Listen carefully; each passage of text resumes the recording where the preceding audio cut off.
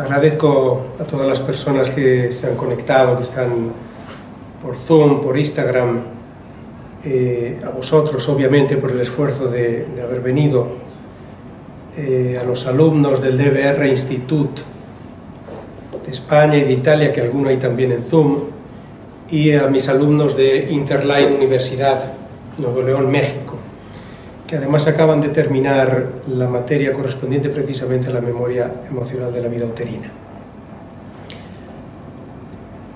Decía el filósofo Friedrich Nietzsche que existen dos tipos de personas: los que quieren creer y los que quieren saber. Y yo añado, existen los que crean y los que observan a los que crean.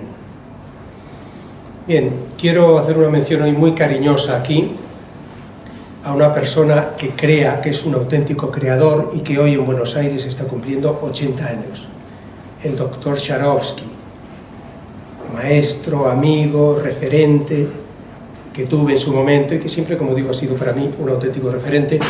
Por tanto, desde aquí, doctor, feliz cumpleaños y que cumplas muchos más. Bien, vamos a hablar de la memoria emocional de la vida uterina. Nada en la vida es casual, todo es causal. Todo tiene un sentido, todo ocurre por algo. Simplemente asignamos la etiqueta de casual a aquello que no comprendemos, a aquello que no sabemos o no comprendemos por qué tiene lugar, por qué ocurre. Pero todo tiene un sentido. Y si estamos suficientemente atentos y observamos de la manera que debemos observar, a todo le encontramos un sentido. El ser humano tiene una parte consciente y una parte inconsciente.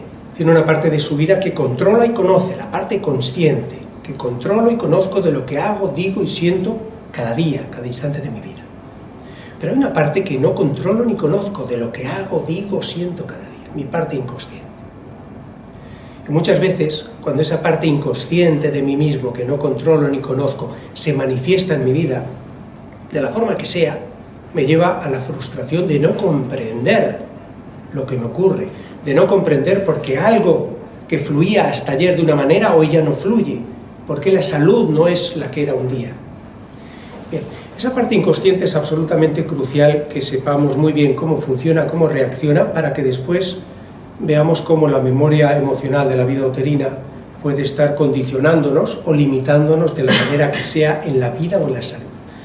Esa parte inconsciente, que gestiona probablemente en torno al 95% de lo que hacemos, decimos y sentimos cada día, tiene un propósito supremo e irrenunciable: garantizar nuestra supervivencia a toda costa, aunque sea de forma cruel. Por eso guarda memoria de todo lo que vivimos, desde que llegamos al útero materno hasta este mismo instante. Y lo tiene presente aquí, ahora, todo, aunque hayan transcurrido décadas. Vive en presente, es decir, para nuestro inconsciente no transcurre el tiempo, es atemporal. La persona adulta hoy es portadora de todas las vivencias que ha tenido desde que llegó al útero materno hasta este mismo instante. Especialmente de aquellas vivencias que fueron traumáticas. Especialmente de aquellas que, habiendo sido traumáticas, no quedaron digeridas o adecuadamente afrontadas o gestionadas cuando tuvieron lugar. Y las tiene todavía instaladas en su inconsciente. Bien. El inconsciente tiene una particularidad, y es que reacciona igual ante estímulos reales o simbólicos, no discrimina entre real y simbólico. De forma que cada vez que en tu vida te puedas enfrentar o exponer a situaciones que guarden alguna similitud emocional con otras que un día fueron traumáticas y no quedaron resueltas, tu inconsciente atemporal, que vive en presente y piensa que todavía está ocurriendo aquel trauma precedente, activará una y otra vez la memoria y sensaciones de aquel trauma que fue inadecuadamente gestionado o que resultó traumático y no fue digerido. Todos somos depositarios del inconsciente familiar, todos somos sedimento de lo que se ha vivido en nuestra familia en las 3 generaciones precedentes, de todas las vivencias, experiencias, traumas que nuestros bisabuelos, abuelos, padres han vivido antes que nosotros. Aunque no sepamos nada de eso, aunque nunca nadie nos haya contado nada de eso, somos partícipes, depositarios del inconsciente familiar. Y eso puede influir, sin duda, en cómo vivamos la vida y nuestra salud, que duda cabe. Todos tenemos una memoria de la infancia, esa primera etapa de la vida donde hemos absorbido, aprendido, sufrido, decidido tantas cosas, de las que probablemente nos acordaremos, es decir, forma parte, en buena medida, de nuestra memoria consciente. Pero a mitad de camino entre la memoria transgeneracional que nos precede y la memoria de la infancia está la memoria emocional de la vida uterina, de ese tramo de tiempo, 7, 8, 9 meses, que todos hemos vivido en el vientre materno. Y esa sí que es una memoria completamente inconsciente, nadie tiene recuerdos de esos meses que pasó en el útero materno. Por tanto, es muy importante que tengamos en cuenta qué situaciones, qué experiencias, qué vivencias podemos haber afrontado allí y que pueden estar todavía manifestándose en nuestra vida incluso décadas después. Cuando una pareja, hombre, mujer, esposo, esposa, deciden tener un hijo o buscar un hijo, o cuando tienen la noticia de que viene un hijo porque no lo habían planificado, empiezan a elaborar lo que llamamos el proyecto paterno, el cúmulo de deseos, proyectos, ideas, ilusiones con respecto a ese hijo que está por llegar. Ese proyecto paterno tiene 3 aspectos que debemos considerar: la instrumentalización, la prolongación y la delegación. Instrumentalización, ¿para qué viene ese hijo? Hay muchas circunstancias, pero ¿para qué sirva de ejemplo? Por ejemplo, cuando eres hijo de una reconciliación de tus padres, cuando tus padres han atravesado un momento de crisis en su relación,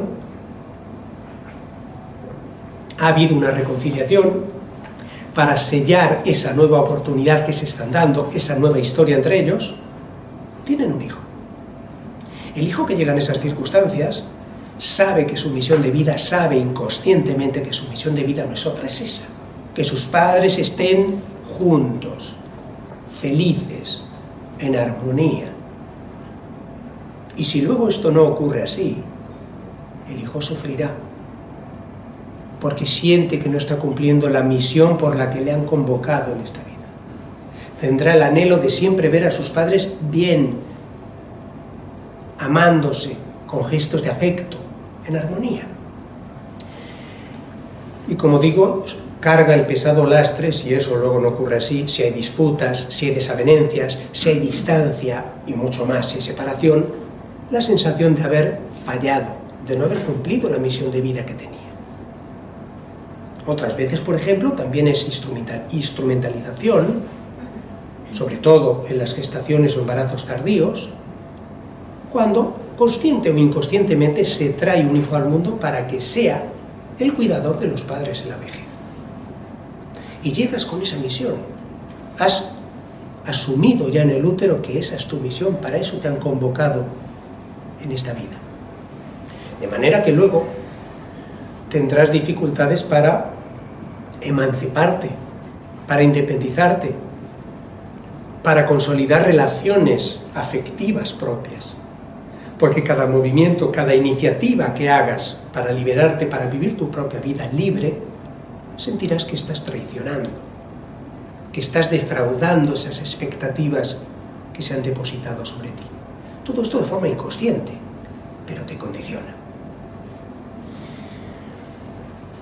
También, como decía, la prolongación. El proyecto paterno también tiene un sentido de prolongación. Cuando una pareja, la unidad dual, la copia, él y ella se enamoran y deciden vivir una vida juntos, compartir una vida, formar un cuerpo, una familia, siempre surge el anhelo de que eso se consolide, dejar una huella indeleble, que alguien tome el relevo como manifestación de ese amor que ellos sienten. Amor vincit omnia, el amor lo puede todo, dejar una huella eterna, ad eternum. Y se pretende que los hijos, al fin y al cabo, sean la continuación el relevo sine die de ese vínculo amoroso que les llevó a compartir la vida, a generar ese nuevo núcleo familiar. Y otro aspecto del proyecto paterno es la delegación. Cuando los padres delegan en los hijos aquellas metas, aquellos objetivos, aquellos propósitos que no pudieron culminar. Los padres que quizá quisieron llegar a hacer determinadas cosas o determinados proyectos en la vida y por las circunstancias que fueran no pudieron o no los alcanzaron, probablemente tengan todavía la carga de ese objetivo no alcanzado, no conseguido. Y muy habitualmente se encarga a los hijos ese propósito, conseguirlo. Se instrumentaliza al hijo para que él sea mi segunda oportunidad, que él llegue donde yo no llegué. Primero, para que no sufra mi frustración y segundo, para yo resarcirme a través de él. Obviamente, esto se hace con la mejor de las intenciones, naturalmente, pero pasa desapercibido para los padres, que están arrebatando, están robando al hijo la posibilidad de elegir libremente el rumbo de sus pasos en la vida, el qué hacer y cómo hacer. Se le está dando una hoja de ruta ya diseñada, establecida. El hijo, por lealtad a los padres, probablemente acatará por completo esa hoja de ruta preexistente, esa hoja de ruta que le entregan ya diseñada. Y después tendrá la doble responsabilidad, una, de alcanzar el objetivo propuesto por sí mismo para demostrarse a sí mismo su valía, y dos, alcanzarlo para no defraudar las expectativas paternas. Lo cual quiere decir que si no llega a esa meta que le han propuesto, la carga de la frustración de no haber alcanzado ese objetivo será doble. Y probablemente viva una vida de frustración, de no sentir como propio eso que está haciendo, eso que le vino dado, que le vino ya elegido, diseñado. Y claro, puede ser una vida de falta de motivación, hasta que quizá un día, quién sabe si tenga el coraje para emanciparse y verdaderamente elegir el rumbo de sus pasos o aquello que siempre quiso hacer, pero que le fue vedado. Cuando hablamos de la memoria emocional de la vida uterina, establecemos 3 etapas, que son, en este orden, la que se refiere a la concepción, segunda, la que tiene lugar o la que se corresponde con la gestación, y por último, el parto o el nacimiento. En lo que se refiere a la concepción, tenemos que tener en cuenta básicamente 3 posibles situaciones. Una, haber sido planificado, deseado, buscado o no. 2, que tu identidad sexual se corresponda con la que ellos desean o esperan o no. 3, que cuando llegues al útero exista o no una memoria de una muerte precedente. Bien, deseado, planificado, buscado o no. El feto, el embrión feto, tiene una conexión plena con la madre, una unión simbiótica con la madre. Sabe, siente, sufre, experimenta lo mismo que la madre a la vez que la madre. A la vez que la madre. Pero sin la experiencia de la madre como para poder interpretar o suponer nada de por qué ocurren las cosas o qué pueda ocurrir después. Carente de esa experiencia, si el embrión que llega al útero sabe, porque si lo sabe la madre, lo sabe él, que no ha sido planificado, buscado, deseado, que ha sido fruto de un descuido, de un desliz, si lo sabe la madre, lo sabe él, pero él no tiene la experiencia como para poder suponer en ese momento que probablemente aún así después lo van a amar, proteger, acoger igual. No lo sabe, carece de esa experiencia. Sí sabe por memoria biológica que necesita la colaboración de terceros, fundamentalmente de la madre, para después de nacer poder sobrevivir. Carente de esa experiencia de lo que pueda pasar después, cualquier cosa que ponga en duda esa garantía de protección, seguridad, alimentación, amor, le pone delante, frente a una sima funesta, de poder tener una vida dramática, una resolución de su vida dramática, de no poder sobrevivir. De modo que la persona que vive estas sensaciones en el útero materno ya se está enfrentando en la primera parte de su estancia uterina y, lógicamente, en cada uno de los meses que vive en el vientre materno, a inseguridad, miedo, incertidumbre, ansiedad de lo que pueda pasar que desconoce. Evidentemente, en esa etapa inicial de la vida no tiene las herramientas, la experiencia ni las capacidades para gestionar, afrontar, digerir esto que siente. Y todo esto se instala ya ahí, en su inconsciente, como un trauma no resuelto. Y como su inconsciente, tal como decíamos al principio, es atemporal, esa persona porta ya, desde ese momento en adelante, una predisposición a vivir su vida desde la inseguridad, ansiedad, miedo, incertidumbre. Cuando llega el momento de nacer, lógicamente esa persona todavía lleva en su inconsciente todo eso que acabo de decir. Para resolver la duda, para resolver el peso que trae de esos meses precedentes en el útero, probablemente se embarcará en una vida de tratar de obtener a cada instante de los demás cariño, afecto, compañía, que es el déficit que trae del útero, para que le muestren su cariño, reconocimiento, compañía, afecto a cada instante. Eso llevará a esa persona a vivir una vida al servicio de los demás, precisamente para que le den eso. Una vida de baja autoestima, de estar más al servicio de los demás y no al servicio de sí mismo, de adaptarse y supeditarse a los demás para que le den, repito, su cariño, afecto, reconocimiento, compañía. La segunda circunstancia que tiene que ver con la concepción, que tu identidad sexual se corresponda con la que esperan o desean afuera o no. Repito, lo que sabe, siente, sufre la madre, lo sabe, siente, sufre el embrión feto que se desarrolla en su vientre. De modo que, si por ejemplo, están esperando papá y mamá, o él o ella o los dos, un principito azul, y tú eres una princesita rosa, si lo sabe mamá, también lo sabes tú. Y tú careces de la experiencia de si, a pesar de no ser el principito azul que están esperando, si luego te van a amar, acoger, aceptar o no. Vivirás unos meses en el útero materno en la angustia de que un día te tendrás que exponer y pasar la dura prueba sin saber si vas a ser aceptada o no. Es más, tu cuerpo no lo puedes cambiar, pero probablemente tomes ya en el útero algunas decisiones. Tendrás que hacer algo para ganarte el perdón entre comillas. Y probablemente decidas ya en el útero que serás la mejor de las hijas, perfecta en todo lo que hagas para ganarte la aceptación, el perdón, el reconocimiento de tus padres. De haberles fallado en eso que esperaban y no eres lo que esperaban.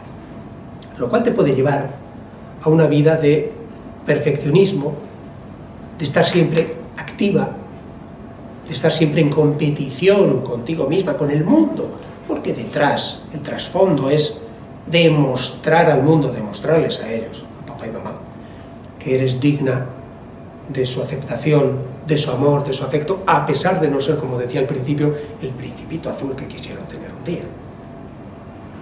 La tercera circunstancia que debemos considerar cuando hablamos de la concepción es la posible existencia de una memoria de muerte en ese útero. Cuando en ese útero ha habido uno o más abortos, y visto desde el punto de vista del embrión que llega después, da igual si han sido planificados o espontáneos, es igual. Si ahí prevalece la memoria celular de una o varias muertes, abortos previos, el embrión que llega ahí capta eso. Desde luego no sabe ni cuándo ni por qué ha ocurrido eso, pero sabe que está en un lugar donde otro ha muerto antes. Y nada ni nadie le asegura que a él no le vaya a ocurrir lo mismo.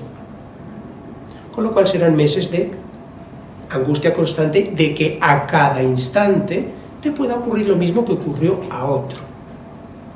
Una situación, una atmósfera de miedo, incertidumbre, angustia, que no resuelves y se instala en tu inconsciente, que te llevará después a vivir tu vida con una predisposición al miedo, angustia e incertidumbre.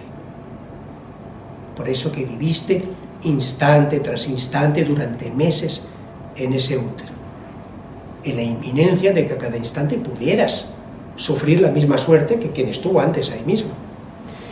Además, te conviertes en hijo de sustitución. Tus padres proyectarán sobre ti la figura de aquel que podía estar y no está. Y tú te conviertes en hija de sustitución, hija o hijo de sustitución. Lo cual te llevará en la vida a tener un conflicto de identidad, de preguntarte profunda e inconscientemente si tienes derecho a estar aquí o no. ¿Quién eres? ¿Qué lugar me corresponde? ¿Cuál es mi rol? ¿Cuál es mi espacio en esta familia en la que estoy? ¿Me quieren por ser yo mismo o simplemente porque estoy ocupando el lugar de quien de verdad debería estar? Y si es así, ¿cuál es el rol que me corresponde aquí? ¿Tengo un lugar o no? ¿Estoy de prestado o merezco estar? Ese es el conflicto de identidad. En lo que a la gestación corresponde, venimos diciendo que el embrión feto comparte todo con la madre, está en plena conexión constante con la madre, conexión emocional. Todo lo que vive la madre, todo lo que sufre ella, todo lo que siente y decide ella y le afecta a ella, lo vive como propio el embrión, el feto, aunque desconozca por completo las circunstancias externas que puedan estar afectando a la madre. Lo vive como propio. Y como no tendrá la capacidad de la madre para poder sortear o digerir eso, probablemente a él no lo pueda resolver y se instale en su inconsciente como un trauma pendiente. Es por eso que durante el embarazo, cualquier síntoma que pueda presentar la mujer encinta, debemos tener la capacidad de descifrar emocionalmente a qué se está exponiendo, a qué se está exponiendo ella. Porque también el niño que lleva en su interior se está exponiendo y estará haciendo su propia experiencia y decisión particular de eso que recibe de la madre. Por ejemplo, hiperémesis gravídica, las náuseas, pero náuseas cuando son de alta intensidad y a veces abarcan todo o la mayor parte del embarazo. La hiperémesis gravídica no significa otra cosa que el deseo inconsciente, lógicamente, primario, de expulsar al feto. Puede ser perfectamente un embarazo que ha sido planificado, buscado, deseado, claro que sí. Pero, aun siendo así, pueden ocurrir determinadas situaciones o cosas durante la gestación que cambien mucho el escenario de esa mujer. Puede haber tenido o perder el trabajo, enfrentarse a una situación económica absolutamente inesperada. Puede empezar a tener sospechas o certezas de estar siendo traicionada por su pareja, etcétera, etcétera. El escenario que había previo al embarazo no se parece nada al que vislumbra ahora. En una situación extrema de angustia como la que está viviendo ahora, el deseo primario, inconsciente, es poder continuar sin ese lastre, poder dar marcha atrás en el tiempo, expulsar, liberarse de esa carga, para poder afrontar eso de mejor manera. Esa es la hiperémesis gravídica. Las contracciones uterinas durante el embarazo es esto mismo, pero con un grado de intensidad aún mayor. El deseo de expulsar, el deseo de liberarse de eso frente a una situación imprevista que sucede a lo largo en algún momento de la gestación. Cistitis. La mujer que sufre cistitis durante el embarazo tiene un conflicto territorial, un conflicto de organización territorial. La cistitis no es otra cosa que la sobreproducción de orina para marcar más y mejor mi territorio o lo que considero que es mi territorio. Muchas veces, mujeres que están embarazadas, su entorno hermanas, madres, suegras, cuñadas, lo que sea, el resto de la familia, se hacen demasiado presentes con la mejor intención para ayudar, para echar una mano, para acompañar. Y a veces esa mujer embarazada preferiría estar más a su aire, cómoda, libre, sin tener que estar ejerciendo un rol social, aunque sea con la familia. Es decir, eso le mete en dificultad. Sobre todo cuando además esa excesiva presencia lleva a que el resto de personas que se presentan en su casa, bueno, pues cambien sus cosas, muevan sus cosas, toquen sus cosas, lo que es su hábitat sagrado. Eso dificulta su organización territorial. Por educación no me permito decir lo que pienso, pero mi inconsciente lo expresa. Ahí está la cistitis, conflicto territorial. Hemorroides. La mujer que sufre hemorroides durante el embarazo presenta un conflicto de identidad. Un conflicto de identidad, como veremos después cuando hablemos del parto de nalgas o podálico, conflicto de identidad en el sentido de que, sobre todo cuando es el primer embarazo, de que su vida ya no va a ser más la misma. Ella sabe muy bien cómo ha sido su vida hasta ese momento, profesional, familiar, muy bien el rol que desempeñaba, está familiarizada con eso. Pero claro, a partir de que nazca su hijo, su vida no será la misma. ¿Quién voy a ser yo en la sociedad y en la familia? ¿Cómo va a ser mi rol? ¿A qué me enfrento? ¿Qué novedades tendré que asumir? ¿Tendré que integrar? ¿Qué responsabilidades? Ese es el conflicto de identidad. Hipertensión, en cierta manera parecido a lo que decía previamente sobre la cistitis. La hipertensión significa que quiero alejar a alguien de mí o alejarme yo de alguien. Si estoy embarazada y me gustaría o preferiría vivir mi embarazo en serenidad, tranquila, sin que nadie me moleste, vestida como me apetezca en mi casa, tranquilamente, sin horario, sin orden, pero tranquila y relajada. Y estoy recibiendo visitas cada 2 por 3, con la mejor intención, repito, para interesarse por mí, cómo me siento, cómo me encuentro, para tocarme la barriga, en fin, esas cosas que se hacen.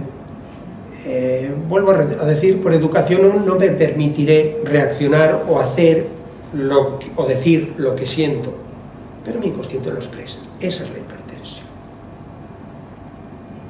Bien, diabetes gestacional. La mujer que durante el embarazo sufre diabetes, por ejemplo. Esa mujer siente que ha pasado a un segundo plano, como si hubiera perdido protagonismo. Todos a su alrededor hablan del bebé que trae, del bebé que está por llegar. Es el protagonista incluso ya antes de nacer. Y ella se siente como una carcasa que simplemente sirve para atraer a ese del que todos hablan. Es como si hubiera perdido protagonismo. Además, puede que sienta incluso también como su pareja ya no está tan próximo, tan presente, tan afectuoso, ya no la toca, ya no está tan próximo como previamente. Ella achacará eso a que su físico no es el de antes, y quizás él la encuentre menos atractiva o menos deseable que antes. Diabetes gestacional, no recibo el afecto, dulzura y ternura que recibí antes o que me gustaría recibir. Bien, durante la gestación, por remarcar más aún esto que estaba diciendo previamente de cómo el embrión feto vive lo mismo que la madre, a la vez que la madre, y reacciona de inmediato a lo que le transmite la madre, cualesquiera que sean las vivencias que tiene. En torno a la semana 8, 9, es cuando una mujer puede cobrar conciencia, tener conocimiento de que está embarazada. Si cuando tiene esa noticia, cuando tiene ese conocimiento, intuye que la noticia va a ser recibida con rechazo, cólera o ira por su pareja, eso la puede llevar a una situación emocional muy precisa. Justo a esa altura del embarazo, semana 8, es cuando se está fusionando los dos lados, las dos partes, del paladar y de los labios. Si en la situación emocional que ella vive, por el temor a cuál pueda ser la reacción de su pareja, entra en una situación, vamos a decir, de marcada inestabilidad, de temor miedo frente a esa reacción, el proceso normal de difusión de sus labios, de los labios del feto, quiero decir, se interrumpe. Y esto se llamará después labio leporino. Entre la semana 21 y 24, en el caso de los fetos masculinos, entre la semana 21 y 24 es cuando descienden los testículos de la cavidad abdominal al saco escrotal. Primero uno y luego otro, no bajan los dos a la vez. Si en ese tramo de tiempo, por poner un ejemplo, la mujer embarazada comienza a tener la sospecha, o la certeza, la sospecha, digamos, de que su marido, compañero o pareja la engaña o la traiciona con otro, y eso la lleva, por ejemplo, a sentir rabia, cólera, ira hacia él, el feto varón que está en su interior está sintiendo eso mismo: rabia, ira, rechazo, cólera hacia el macho, y él es macho. Él no sabe lo que está ocurriendo fuera, pero él sabe que es macho. Como depende por completo de la madre, forma parte del cuerpo de la madre, hará probablemente algo para no poner en riesgo la colaboración, amor, afecto, en suma, la supervivencia, porque depende de la madre, e interrumpirá el descenso de los testículos. Si cuando esto tiene lugar ya ha descendido uno, el otro se quedará retenido. Si cuando esto tiene lugar no han descendido ninguno, los dos quedarán retenidos, y esto se llamará después testículo en ascensor o testículo escondido, oculto. Un ejemplo más de cómo reaccionan al unísono embrión, feto y la mamá. Una mujer que esté embarazada y sea requerida reiteradamente por su pareja para tener relaciones sexuales, y quizás ella no le apetezca, quizás quiera vivir ese tramo de su vida de otra manera. Puede que la primera, la segunda, la quinta, la sexta vez consiga eludir eso, o se niegue. Pero si a la octava, por ejemplo, acepta, no porque lo desee, sino para que el otro la deje en paz, y efectivamente el coito tiene lugar, pero ella está rechazando eso que está ocurriendo, está simplemente pensando ¿cuándo terminará esto para que me deje tranquila?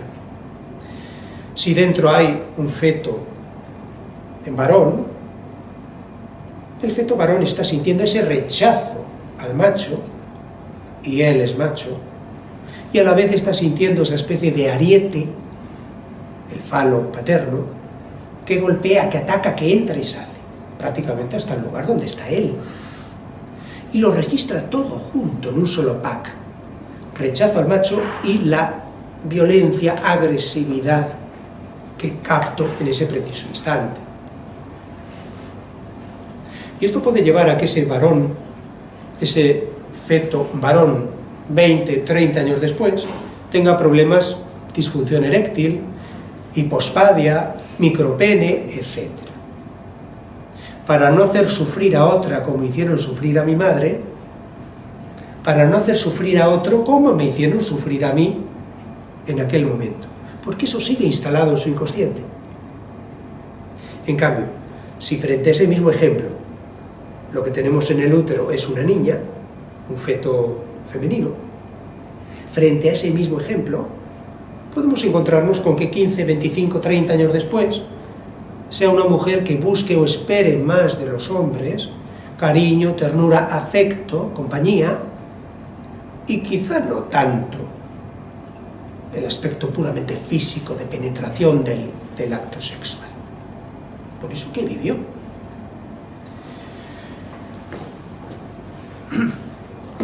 Cuando durante un embarazo ha habido pensamiento o intento de aborto, eso ha sido captado en ese momento por el embrión feto que estaba en el útero, absolutamente, aunque haya sido simplemente el pensamiento. Y da igual si era la madre, el padre, uno de los dos o los dos, porque si lo sabe la madre, lo sabe el feto. De forma que, aunque haya sido solo el pensamiento, el feto que ya ha vivido esa amarga experiencia, ese amargo trance en el útero materno, ha comprendido ya dramáticamente que no vale nada, que su valor es cero, que no se podrá fiar en la vida de nadie, que no tendrá a nadie, que tendrá que valérselas por sí mismo en la vida. Si no me puedo fiar de mi madre, ¿de quién me podré fiar? Será una persona posiblemente después reacia al contacto físico, al contacto íntimo. Será una persona que después se saboteará en la vida, porque es como si llevara registrado a fuego dentro el mensaje. Cada vez que alguien le muestre cariño, afecto, le valore, es como si por dentro le dijera: si supieras lo poco que valgo, no te acercarías a mí. Una vida de autosabotaje.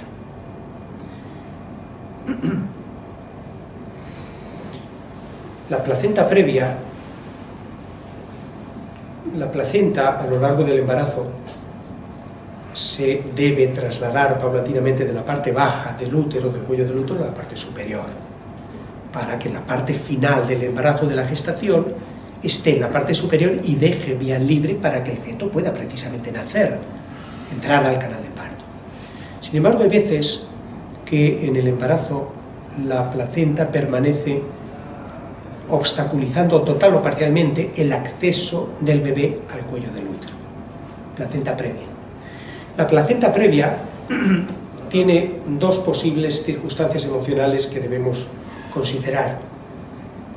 Una, el anhelo de protección del bebé frente al falo paterno, cuando ha habido, sea en ese mismo embarazo o en embarazos precedentes de esa mujer, o sea en el clan familiar, en el inconsciente familiar, es decir, que otras, la mamá, la abuela, han vivido algo similar, abusos, tener que acceder a hacer algo sin haberlo querido, representa ese anhelo de protección al bebé. Y también representa el anhelo de retener, alimentar y desarrollar más a mi bebé si yo considero que el escenario que le está esperando afuera es disfuncional, que no es el que me gustaría, que no es el que yo había soñado.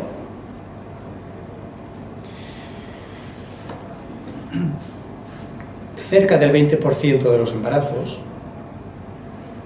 empiezan siendo múltiples y ni siquiera el 2% de los partos son múltiples, gemelos o mellizos. Es decir, en la mayor parte de ellos se produce una pérdida intrauterina, es decir, uno de los dos muere antes de que concluya la gestación. Y esto da lugar a lo que luego se denomina el síndrome del gemelo perdido. Vamos a tratar de interpretar lo que vive, lo que siente, lo que experimenta el superviviente. Esas muertes intrauterinas tienen lugar habitualmente en la primera parte del embarazo, sobre todo antes de la semana 12. Y de esas muertes intrauterinas normalmente no hay más que una pequeña hemorragia que llevará a la mujer alarmada a ir al doctor y le tranquilizarán y le dirán que regrese a casa, que guarde reposo y trate de llevar un embarazo lo más tranquila posible. Bien. Como luego 6 meses después o 7 meses después nace alguien, nadie toma en consideración qué es lo que probablemente era aquel sangrado. La eliminación total o parcial de otro, porque venían dos. De ese feto o ese gemelo muerto suele prevalecer en el útero, en la placenta, siempre un resto, normalmente incrustado en la propia placenta, y en ocasiones también, sobre todo cuando ya la muerte ha sido más allá de la semana 12, incrustado en el superviviente. Es decir, un trozo se parasita, se inserta y se desarrolla como si fuera un quiste en el cuerpo del superviviente, fetus in fetus. Y por eso luego muchas veces a personas ya adultas, se les extrae, se les interviene, se les hace una operación para extraerles una suerte de quiste con restos de dientes, cabellos, piel. Es el fetus in fetus. Cuando la muerte del gemelo tiene lugar más allá de la semana número 16, que son ya casos más excepcionales, queda una especie de lámina reseca en la que se puede observar el perfil del feto muerto, fetus in papyrus. Bien, como decía previamente, vamos a tratar de interpretar lo que experimenta y vive el superviviente que está ahí en el útero en el que ocurre esta muerte intrauterina. En un momento preciso, deja de sentir el latido del corazón del compañero, deja de sentir el movimiento del cuerpo del compañero, del hermano, y entra en pánico de que a él le pueda ocurrir lo mismo, en pánico de que se siente solo por primera vez. Obviamente no tiene la capacidad de interpretar y comprender lo que está ocurriendo. El gemelo superviviente, por eso que ha vivido ahí, es una persona que después tiene una marcada tendencia a la vida, a la tristeza y a la soledad, y a la culpa. Tristeza y soledad, porque sin saberlo conscientemente, estará siempre en la eterna espera del posible reencuentro con aquel compañero que un día tuvo, que un día se fue y no sabe, porque nadie se lo ha explicado, lógicamente, no sabe si algún día regresará. Esa eterna espera le llevará a la soledad y a la tristeza. No se permitirá, o difícilmente se permitirá, estabilizar relaciones afectivas de pareja con nadie, porque no puede estar comprometido con nadie si mañana entra por la puerta ese al que está esperando. Sí. Además son personas que en esa eterna espera del posible reencuentro con aquel gemelo muerto, tienden a hacer cosas particulares como comprar de 2 en 2, comer más de la cuenta, ritualizar repetidamente ciertos actos, TOC, trastorno obsesivo compulsivo, muy frecuentemente relacionado con esto, suplir al otro en su ausencia, comprar de 2 en 2, comer más de la cuenta, ritualizar, repetir cosas que hago. Sentido de culpa, porque sin saber por qué, lógicamente, inconscientemente se pregunta: ¿y por qué yo estoy aquí, mi hermano no? ¿Qué he hecho yo para merecer estar aquí y él no? Puede que incluso hasta se culpe, porque durante el resto de la gestación vio y sintió cómo él seguía desarrollándose, creciendo, y de su hermano no quedaba más que un trozo inerme que nunca se desarrolló. Siente que ha tomado todo el espacio, el suyo y el que le correspondía al hermano.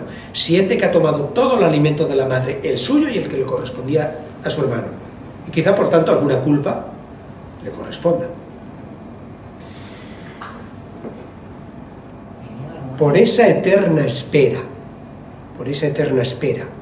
del posible reencuentro con el hermano, son personas que también a menudo tienen actitudes de riesgo, de flirtear con el riesgo y el peligro en la vida. Por ejemplo, con actividades deportivas, en la forma de conducir la moto, el auto, están inconscientemente tratando de reencontrarse con él, yendo con él, muriendo. Sobre todo en el caso de las gemelas supervivientes, es decir, las gemelas que un día llegan a ser madres, tienden a proyectar en el primero de sus hijos la figura de aquel compañero que un día tuvieron. Lo proyectan en él. Se crea una relación distorsionada, no es una relación hijo-madre, es una relación más entre hermanos, donde hay una dependencia clara de ella hacia él. Le atrapa para que no se vuelva a ir. El drama llega cuando quizá ese hijo cumple un día 25 años y le dice: mamá, me voy a estudiar una beca Erasmus a, yo qué sé, a Noruega, o me voy a vivir con mi novia a 400 kilómetros a otra ciudad. Y ahí se activa de nuevo, porque el inconsciente hemos dicho que es atemporal, la memoria de aquella otra separación que tuvo, y como ahora ha proyectado en su hijo la figura de aquel compañero, se reabre la herida. Mujeres que, madres en este caso, que sufren en el mero pensamiento de que un día su hijo pueda volar y pueda separarse, por esa proyección. Muchas veces incluso, y esto sirve tanto para los gemelos como para las gemelas supervivientes, esa proyección se hace en la pareja. Proyectas en tu pareja la figura del gemelo que tuviste un día a tu lado. Y son luego relaciones, podemos decir incluso incestuosas. Relaciones donde la parte física sexual no es protagonista, porque está distorsionado, hay una proyección ahí que lo está afectando. Relaciones donde se busca más la compañía, la ternura, el contacto, el compartir, el estar juntos, el vivir juntos, y no tanto la parte, vamos a decir, puramente sexual.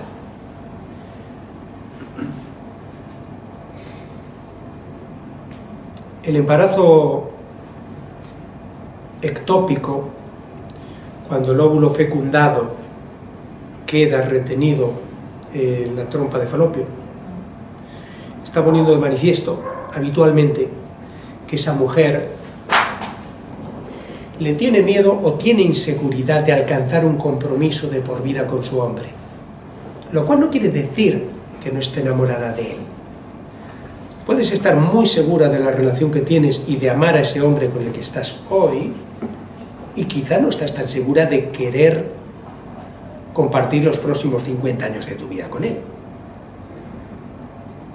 O quizás no es el momento todavía de alcanzar ese compromiso, por la edad, por la estabilidad económica, material, etc.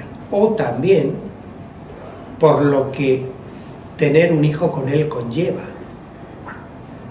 Si, por ejemplo, no te sientes aceptada, integrada, reconocida y respetada por su familia, eso puede incidir.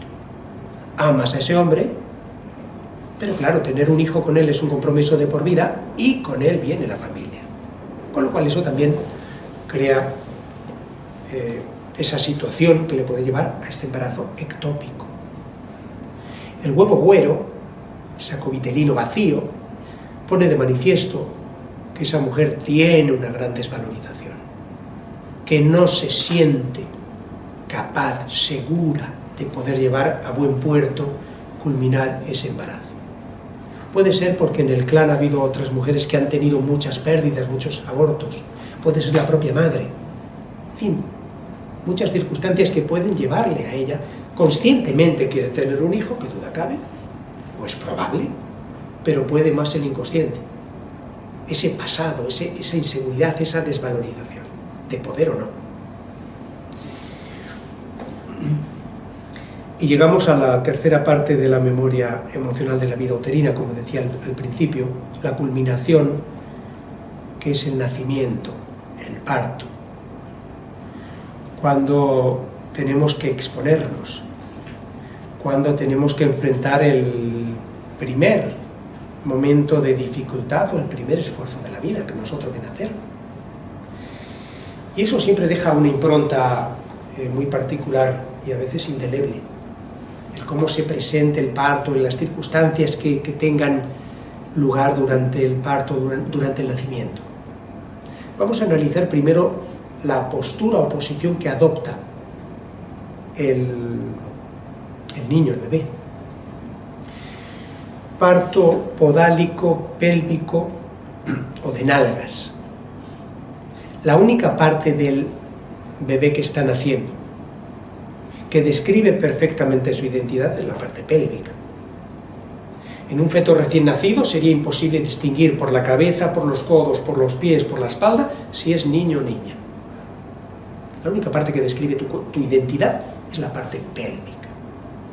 De modo que quien decide salir al mundo mostrando precisamente esa parte de su cuerpo en primer lugar, es porque trae ya del útero un conflicto de identidad. Sea por un proyecto paterno contrariado, es decir, porque esperaban un niño y tú eres niña, o sea porque vienes como hija de sustitución de alguien que estuvo antes y que era un aborto, y que era un aborto, un feto varón. Cuando tienes ese conflicto de identidad, cuando naces de esa forma o muestras esa parte de tu cuerpo al nacer, estás implorando ser aceptado, aceptada, reconocido, reconocida por ti mismo, tal como eres, no como sustituto de nadie. Existe esa necesidad, la angustia, porque tú no sabes, como decíamos previamente, si por el hecho de no ser como te están esperando, vas a ser aceptada, amada, integrada o no, no lo sabes. Y son meses en los que has estado expuesta a esta incertidumbre. El parto transversal.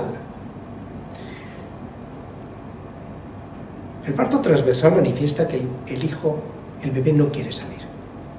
Y por eso adopta esa posición. Y normalmente tiene que ver con situaciones que se han dado en la vida de la madre en el último tramo del embarazo. Muy habitualmente, cuando se ha dado, pues a lo mejor una madre que se ha quedado sola, o una madre que ha sido traicionada, o una madre, en fin, cualquier circunstancia que presenta un escenario de vida recibido, obviamente a través de la madre, absolutamente desfavorable.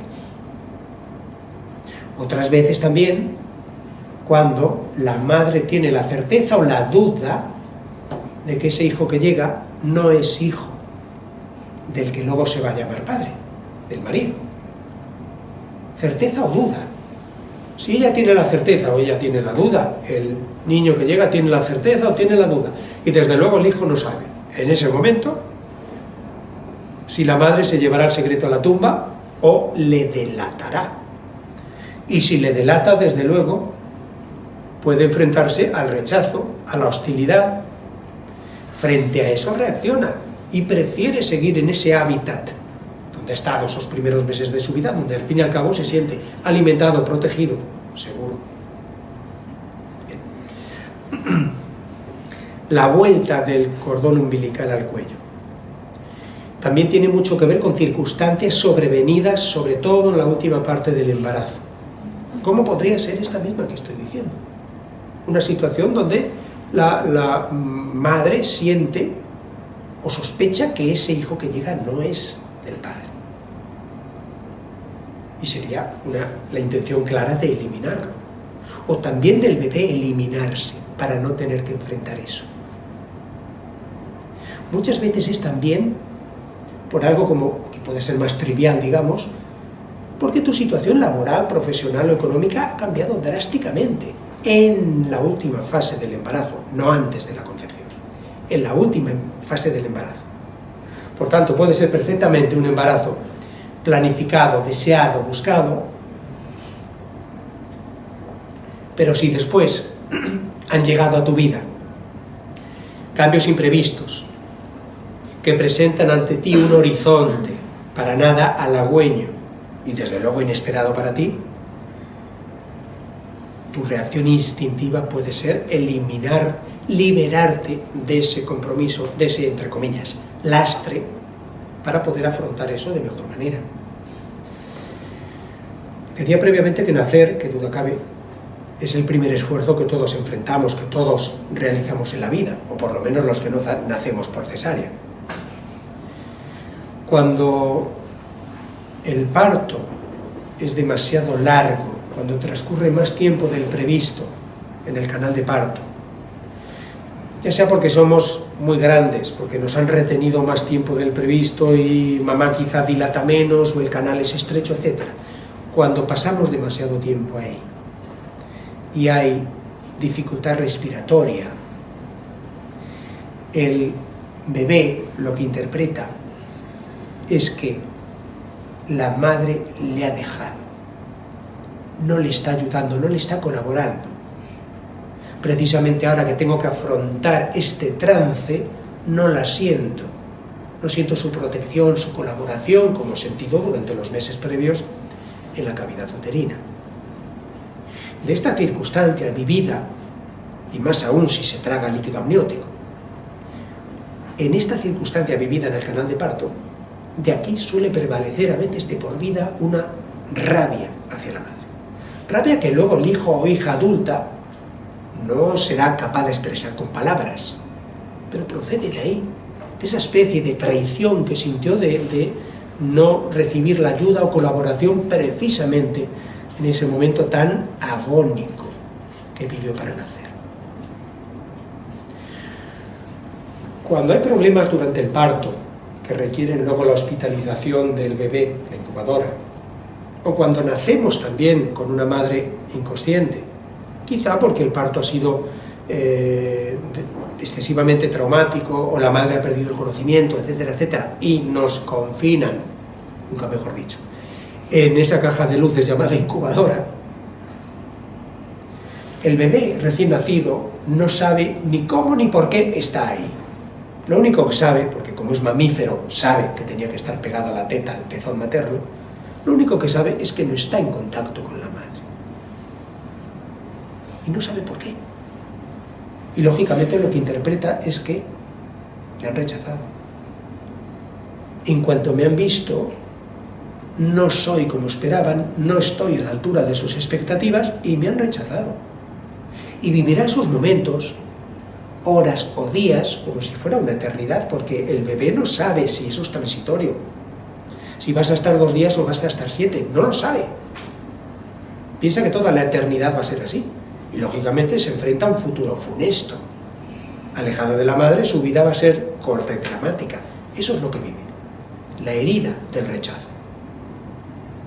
Lógicamente, si pasados 3 días le ponen sobre el pecho materno, todo esto se diluye en parte, pero no por completo, porque ya ha sentido el rechazo, la distancia, y eso ya está registrado en su inconsciente, aunque luego le colmen abrazos, besos y cariños toda la vida. Si alguna vez después en la vida se vuelve a sentir dejado de lado, rechazado, ninguneado, se activará la memoria de aquello que vivió en esos momentos, días u horas que estuvo en la incubadora, viviéndolo como muy traumático, porque, repito, no sabía si iba a estar 2 horas o 3 o 14 o toda la vida. Y eso dejó su impronta, su huella emocional. Bien. Hay ocasiones en las que recibimos ayuda para nacer, o incluso no tenemos que hacer el esfuerzo de nacer, como puede ser el parto por fórceps o ventosa, o nacer por cesárea. La persona que ha nacido por cesárea no ha tenido que hacer ni siquiera el esfuerzo de atravesar el canal de parto. Se lo han ahorrado. Le han abierto un atajo y salió de allí. Con lo cual ni tuvo ni tendrá jamás la constatación de su capacidad.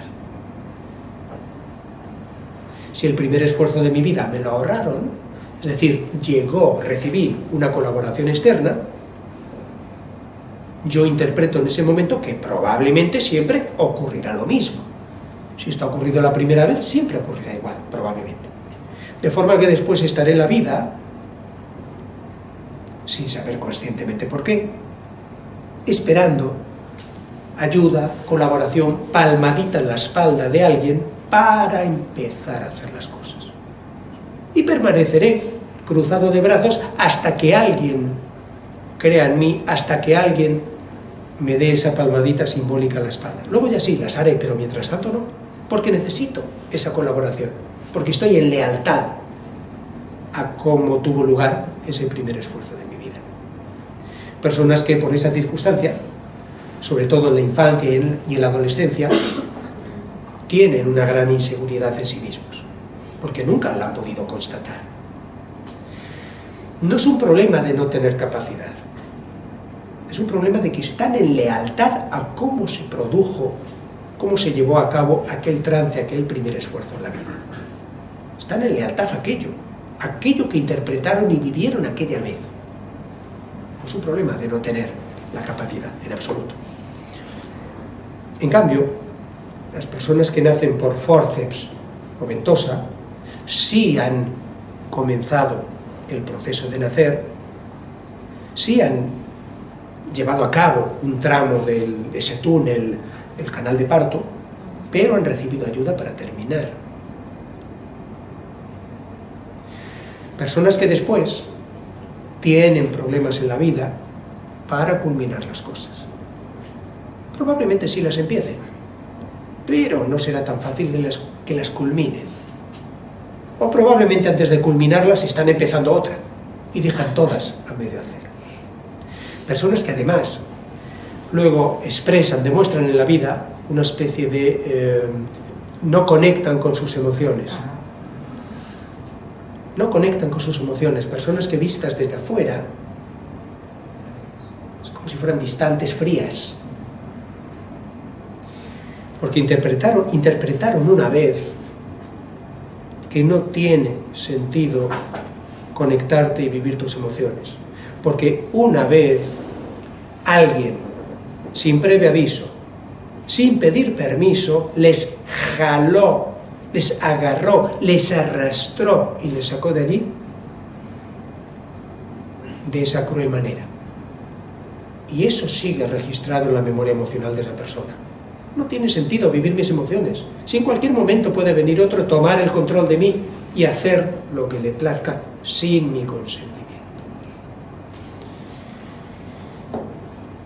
Todos, que duda cabe, hemos tenido una vida uterina. Y también, que duda cabe, habremos vivido alguna o algunas de estas circunstancias, hay muchas más, pero algunas de estas circunstancias que yo aquí he expuesto.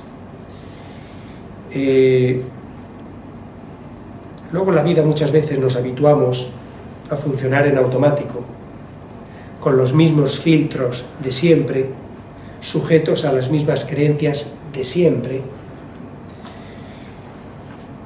Tomar conciencia de lo que hemos vivido, tomar conciencia de dónde puede estar el origen, la raíz de eso que me condiciona, de eso que me limita en mi vida o en mi salud, te da la oportunidad de hacer los cambios que proceden, que sean necesarios. Si no tomas conciencia de eso, estarás inerme toda tu vida, victimizándote o culpabilizando a los demás de lo que a ti te pasa.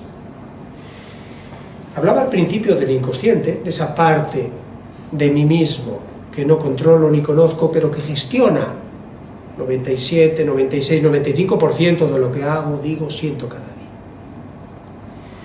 Esa parte inconsciente que todos tenemos,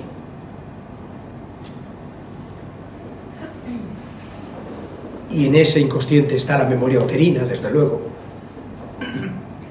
Nuestro inconsciente tiene una particularidad que es clave para que comprendamos cómo se puede desactivar o cambiar algo que se instaló en nuestro interior, en nuestra memoria emocional, en aquellos primeros meses de vida en el vientre materno. Y es que reacciona igual ante estímulos reales o simbólicos. Para el inconsciente es lo mismo real o simbólico. Por eso, como decía previamente, si tú te sentiste rechazada en los primeros días de tu vida porque te confinaron en una incubadora y sufriste y no digeriste eso, y 27 años después te sientes rechazada porque te deja el novio, cualquier cosa, se activa la memoria porque nunca desapareció de tu inconsciente esa herida no cicatrizada del rechazo, de sentirte dejada de lado. Bien, cualquier situación emocionalmente análoga activa lo que una vez fue vivido y no resuelto. Es decir, el inconsciente reacciona igual ante estímulos reales o simbólicos y para él no pasa el tiempo. De modo que poder diluir, desactivar, liberar un registro emocional, un trauma emocional, en general en la vida, pero específicamente, por el tema del que estamos hablando hoy, de la memoria uterina, requiere poder ofrecer al inconsciente, a esa parte profunda de cada uno de nosotros, una versión distinta de aquello que ocurrió. Una versión distinta. Y si se hace de la forma adecuada, esta versión distinta será aceptada como válida hoy por el inconsciente, aunque hayan transcurrido 40 años. Si ofrecemos y aceptas esa versión distinta hoy, cada vez que de hoy en adelante te vuelvas a enfrentar a una situación o escenario emocional que guarde alguna similitud con aquel que viviste, tu inconsciente no volverá a activar la memoria de aquello. Por poner el mismo ejemplo de la incubadora. Si te sentiste rechazado o rechazada porque pasaste tu primera semana de vida en la incubadora, en la angustia de que toda tu vida iba a ser así, de que no estabas a la altura de lo que esperaban de ti y por eso estabas en esa caja llena de luces, y te sentiste rechazada, y después 27 veces en tu vida te has sentido rechazada y 27 veces se ha activado la memoria de eso y lo has sufrido y te has sentido igual, obviamente poder regresar a aquella incubadora, meterte en la piel del bebé o la bebé recién nacida que eras en aquel momento, poder sentir, revivir aquello y acto seguido llevar a aquel bebé, niño o niño que eras, las capacidades, recursos, experiencias que desde luego no tenías en ese momento, pero sí tienes ahora, permite ofrecer, instalar en tu inconsciente esa versión distinta, que será de hoy en adelante el nuevo referente que tenga en cuenta tu inconsciente cada vez que en cualquier escenario de tu vida te puedas sentir rechazado o rechazada. Lo cual hará que no vuelva a activar más la memoria y sensaciones de aquello que ocurrió en esa cajita llena de luces llamada incubadora. Esto es lo que sirve para el desbloqueo, para poder, como digo, desactivar, diluir esa huella emocional, ese trauma pendiente que puede estar condicionando hoy, incluso décadas después, tu vida, tu forma de afrontar la vida, tu forma de sentir y, incluso, como no, también tu salud. Bueno, os agradezco mucho, ha sido un placer y espero que haya sido de interés. Si alguien quiere hacer alguna pregunta, con mucho gusto.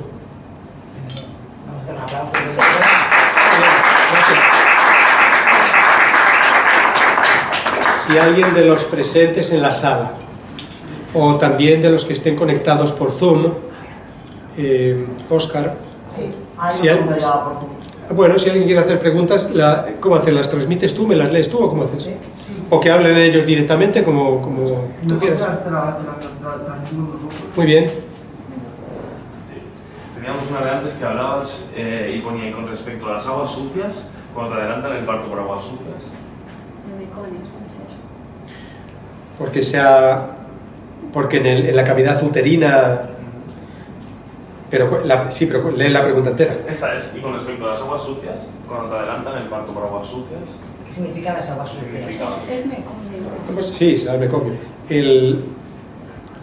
Hombre, desde luego hay lo que, al margen ya de por qué las aguas están sucias o no, está claro que el ambiente de toxicidad en el que se está impregnando el feto es claro y evidente.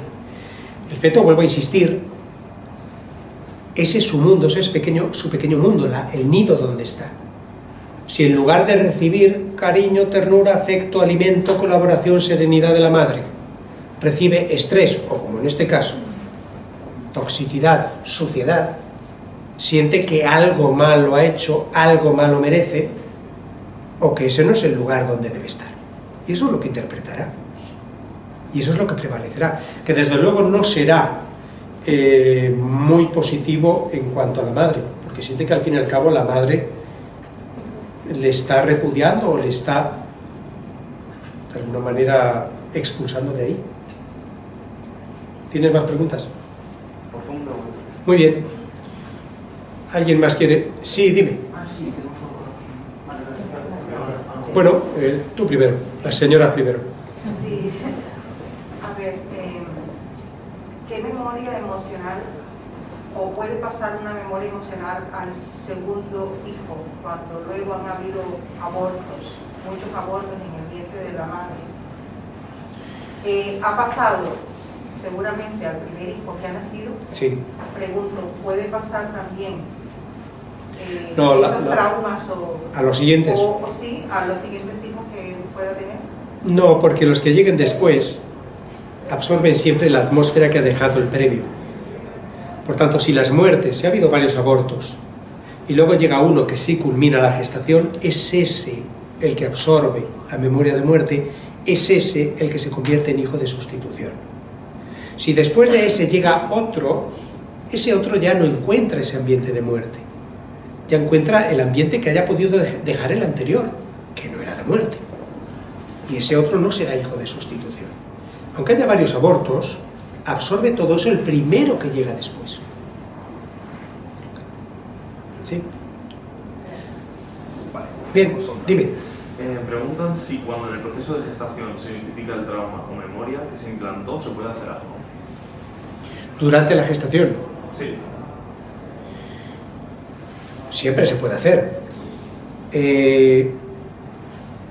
Durante la gestación, evidentemente con que la madre tome conciencia de eso a lo que está expuesta, o de eso a lo que recientemente ha estado expuesta, si todavía está en la gestación, poder cambiar su situación emocional también permitirá que ese cambio emocional sea compartido y absorbido por su hijo. Vamos a poner, por ejemplo, imaginemos, por poner un ejemplo que ha sido dicho aquí, que una mujer embarazada, efectivamente, hace un mes, en su 5.º mes de embarazo, ahora está en el 6.º, en el 5.º mes de embarazo, tuvo la sospecha del adulterio porque un día le agarró el teléfono celular a su marido y vio ahí unos mensajes un tanto extraños. Pero no, tenía la sospecha, no la certeza. Pero aun siendo solo la sospecha, no le dijo nada a él y lo vivió con rabia, con rechazo, con... Evidentemente, si esta mujer tiene la conciencia de esto que hemos hablado aquí hoy, de qué efecto puede causar eso en su hijo, desde luego lo que tendrá que hacer es afrontarlo mirándose a los ojos con el marido y tratar de aclarar eso. Porque todo lo que sea no expresar sus emociones, vivirlas, reprimirlas y retenerlas, le está haciendo mal a ella e indudablemente también al hijo. ¿Sí? Tenemos otra.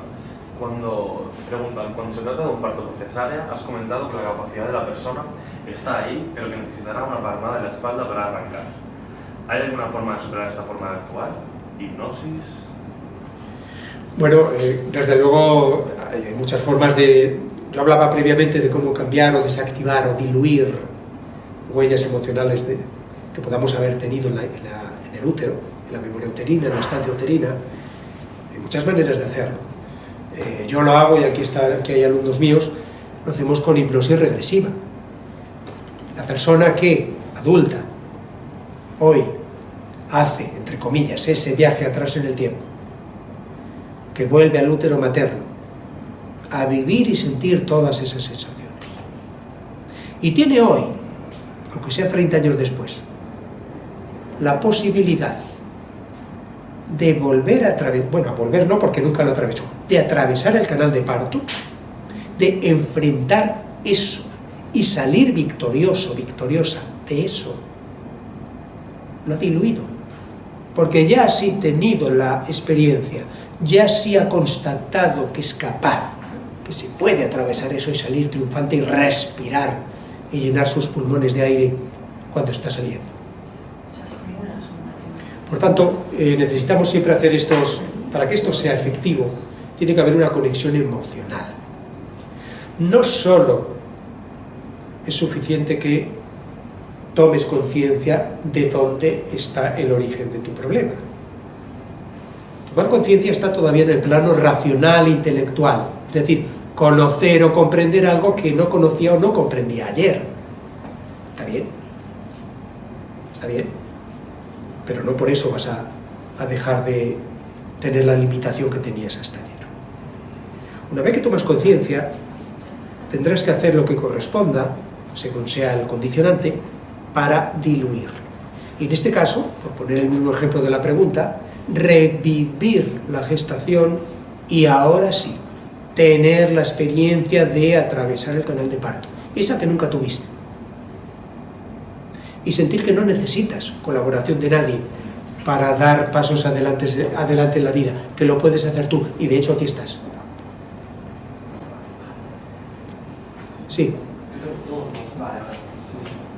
Vale, y en el caso de que madre e hija estuvieron conectadas porque no había quien cortara el cordón umbilical por bastante tiempo, ¿qué sucede? Que tardaron más tiempo de lo previsto en cortar el cordón. En principio no considero que eso tenga que ser condicionante, limitante, si al nacer hubo, y además entiendo que razón de más, ese contacto, ese abrazo, ese contacto con el pecho, con la piel de la madre, no veo ningún aspecto disfuncional o que pueda estar condicionando adversamente. Sí, dime. ¿Qué sucede cuando la madre tiene síntomas de pérdida durante el embarazo? ¿De? Síntomas de pérdida. ¿Pero qué síntomas de pérdida? Yo entiendo que tiene síntomas... De pérdidas de otras muertes en el clan familiar, ¿se refieren? Sí, cuando la madre tiene síntomas de pérdida. No sé si se refiere. Sangrado. Bueno, pues vamos a ver, una cosa es la pérdida del sangrado. El sangrado, en buena medida, puede corresponder con lo que yo aquí he descrito cuando hablaba del síndrome del gemelo perdido. Es decir, cuando yo decía, en torno al 20% de los embarazos son múltiples y ni siquiera el 2% de los partos son múltiples. Lo cual quiere decir que en la mayoría de los casos uno se queda en el camino. Y de ese que se queda en el camino suele haber un sangrado. Con lo cual, esa es una posibilidad. Otra posibilidad que también existe, porque no todos los sangrados durante el embarazo son la eliminación parcial de un gemelo, muchas veces también se tienen sangrados cuando inconscientemente tratas de decir al mundo, aparentar al mundo, por razones laborales o las que sean, que no estás embarazada. Cuando entiendes que ese embarazo pueda estar comprometiendo, condicionando tus posibilidades de desarrollo personal, laboral, etc. Dime. Ahora tenemos otra de Instagram. Preguntan, si la mujer embarazada siente mucha rabia y odio al marido, ¿el bebé puede sentir lo mismo hacia su padre? Desde luego que sí. Hablábamos antes de un ejemplo puntual, pero que sirve para cualquier otra situación durante el embarazo. Yo hablaba de algo similar, pues cuando a lo mejor están descendiendo los testículos del varón y ella siente que él está con otra, o bueno, en fin, cualquier situación así. Cualquier situación que le lleve a ella a sentir rabia, ira, cólera, cualquier cosa, rechazo hacia el macho, hacia el padre, hacia el marido, será vivida como propia por el feto. Evidentemente. Es más, si probablemente el feto varón después no se permitirá exhibir su masculinidad, porque ya interpretó una vez que eso no era aceptado por la madre. Si ese rabia o rechazo que tú estabas aludiendo con la pregunta tiene que ver, por ejemplo, con que la madre siente o sospecha que él la traicionaba, que tenía una historia paralela de amor, un amante, durante el embarazo, y tú, niña, estabas dentro del útero de mamá entonces, has aprendido ya que de los hombres te podrás fiar poco o nada. Y probablemente luego en tu vida, es que estás en primera fila, probablemente luego en tu vida tendrás sí muchas relaciones, pero ninguna profunda, porque no te dejarás atrapar por ninguno, porque no llegarás a tener compromiso fijo con ninguno, para que no te ocurra lo que le ocurrió a ella. Por tanto, podrás tener relaciones de amigos, compañeros, amantes, novios, pero no afianzarás nada a largo plazo. La amiocentesis tiene un efecto muy similar, hablo a través de lo que yo he visto en tantos y tantos casos de regresiones al útero, muy similar al intento de aborto. La persona que enfrenta en una regresión al útero un intento de aborto o una amiocentesis lo vive absolutamente aterrorizada, en pánico, petrificada. Si me muevo, me muero, me matan. Y lo hacen así en la regresión, se quedan petrificadas. El riesgo inminente, esa cuchilla o esa aguja que pasa literalmente por delante del rostro y al más mínimo movimiento me corta, me despedaza. En uno de mis libros, que no recuerdo ahora si es el del ciclo menstrual y sus síntomas, describo una regresión al útero con una señora ya adulta, de más de 50 años, donde hacemos una regresión al origen de esto que te ocurre, es decir, no era una regresión explícita o dirigida previamente al útero, sino simplemente al origen de esto que te ocurre, sin saber dónde iba a ir. Y comienza a describir algo parecido a que se encuentra en una especie de gruta, cueva o caverna, un lugar cerrado, oscuro, y que por todas partes, suelo, techo y paredes, hay cuchillos, y por tanto no se puede apenas mover. No se podía mover. Si se movía hacia arriba, hacia abajo, los lados, se le clavaba algún cuchillo. Esa mujer habían intentado abortarla. Y lo sabía porque, bueno, pues luego en las circunstancias familiares, la madre, etcétera, pues le habían reconocido esa realidad. Por tanto, eso deja una huella absolutamente profunda y muy traumática, claro. Yo tengo un par de preguntas que desgraciadamente van un poco unidas y es un caso real y que creo que ha salido un poco de lo que comentabas hoy. Yo tengo una amiga que ha estado embarazada de mellizos y por desgracia ha perdido uno y el otro todavía está formándose, creciendo y demás. Aún le quedan unos meses por nacer, pero yo me pregunto, ¿cómo podemos evitar que ese bebé no sienta ese miedo a... O sea, el que va a nacer es un gemelo superviviente. Sí. ¿Cuántos meses? Bien. Estaba de 3 meses. O sea, semana 12. ¿Se puede evitar que el que está naciendo tenga ese miedo? O sea, Desde luego, miedo tiene la madre. Realmente está todavía más preocupada de que este niño si me va a salir bien y demás. O sea, realmente bien. ya le está...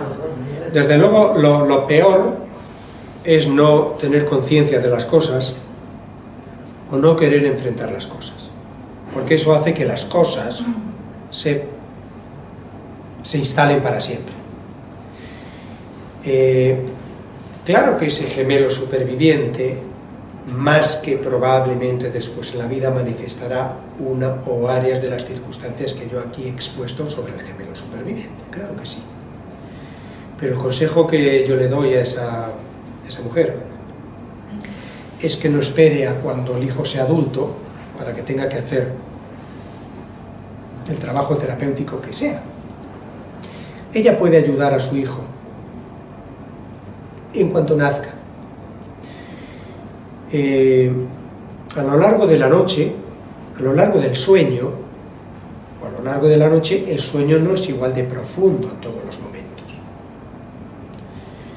Hay una fase inicial que más o menos corresponde con la primera hora del sueño, el estado alfa.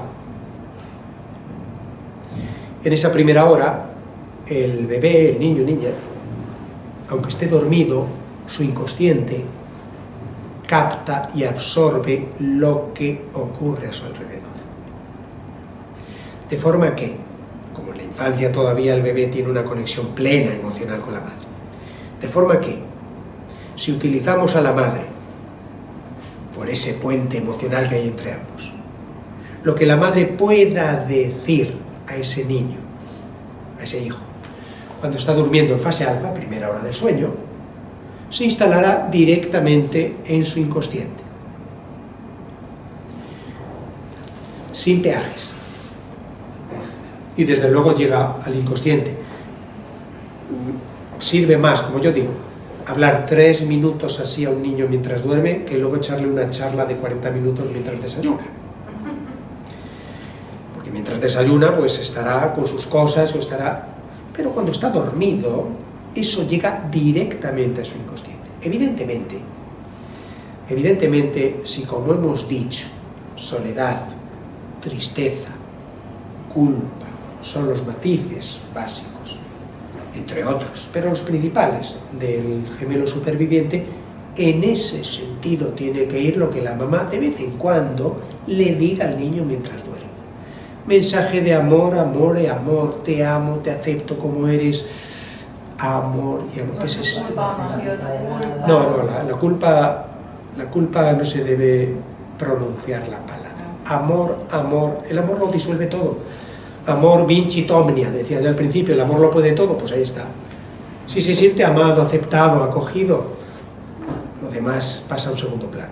Y que él sepa qué ha pasado con su hermano, porque como decías, a lo mejor cuando es más grande, él espera a alguien, ¿no? A la que está bien, sí, está bien, es más grande sepa lo que ha pasado. Es más, si como tú dices, la muerte del otro ocurrió ya con 3 meses, has dicho, creo, ¿no? Es decir, con 12 semanas o más.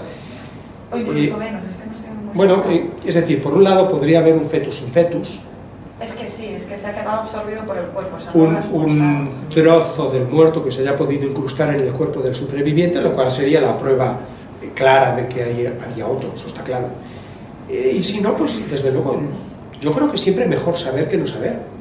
Y que la madre, en un momento determinado de la vida del hijo, cuando ya considere, cuando el hijo pueda tener la capacidad o madurez para comprender eso, claro que es bueno que lo sepa.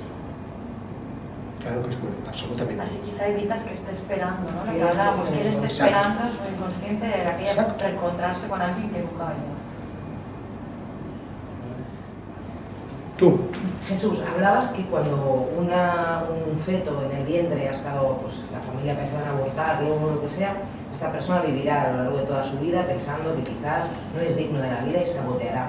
Cuando hablamos de sabotear, entonces hablaríamos, porque yo sé que se da en la primera fase del nacimiento, entonces hablaríamos de adicciones, gente que tiene ansiedades con la comida, con el tabaco, con el alcohol, con el fumar, ¿estaría solo relacionado con la herida oral en la primera fase o también con ese saboteo en la memoria uterina porque te has sentido...? Las adicciones buconasales suelen guardar relación con el pezón. Por tanto, ya con situaciones vividas después de nacer, donde o lo que te transmitieron venía tóxico, o te faltó, o no tuvo la calidad o serenidad que a ti te hubiera gustado. Pero, digo, suele. Pero cuando yo hablo de autosabotaje, cualquier cosa que represente un castigo, y las adicciones, al fin y al cabo, son castigos a los que se somete la persona, es una forma de autosabotaje, de castigarse, de recordarte a ti mismo, a ti misma, una y otra vez, que el placer y la serenidad y la paz no es para ti, por aquello que interpretaste de esa forma tan particular en aquel momento, que tú no mereces eso, el no merecimiento. La salud, sí. Claro. Bueno, ha sido un placer, encantado de haber compartido esta tarde, te agradezco mucho, Marta, y a todo tu equipo de Self Education, la labor, la oportunidad, el trabajo para organizar. Y desde luego para mí es un placer venir de Madrid aquí para compartir momentos así con todos vosotros y espero que no sea el último, y no será el último. Gracias y también un saludo a todos los que están de lugares muy distantes de España, de América, etcétera, etcétera, por Zoom. Un saludo a todos y bueno, un abrazo. Hasta pronto.